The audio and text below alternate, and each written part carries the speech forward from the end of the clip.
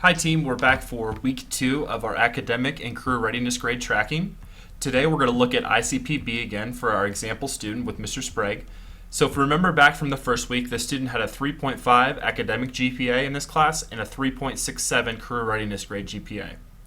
Looking first at the academic GPA for ICP-B, this student has a 36.85%, which if we refer back to this, which you'll want to have up advisors for all your students, we'll look and see that a 35% is actually an F, which will be 0 GPA points.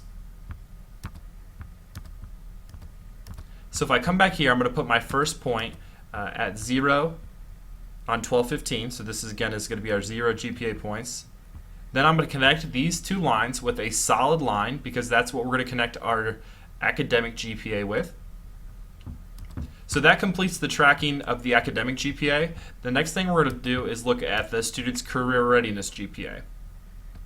So if we look, the student scored a 4, a 3, a 3, and a 3. And if we'll remember back to what we do in first trimester and then also last week, we're going to just add these all up.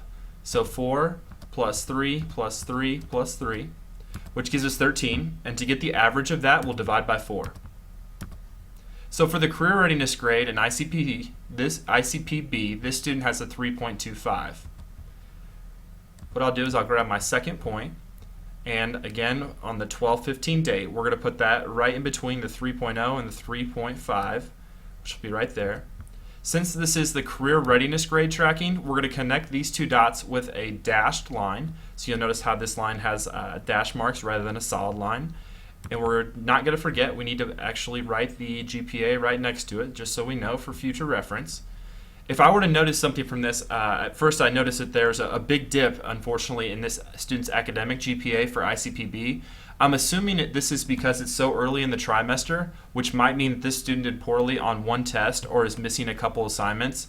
The earlier you are in the trimester and the worse you do on one assignment, or if you forget to do assignments, those actually have a bigger weight. So hopefully as soon as the student either retakes a test or gets that missing work in, their grade will go back up. So we've got 4 days, all students 4 days until the end of this little part before winter break. Really use these 4 days wisely and make sure that you're getting all of your makeup work in, so you do not have to wait until after break to do it. It's a nice clean breaking point, and you can start back fresh on January 6th when we come back. Good luck tracking, and I hope this is helpful.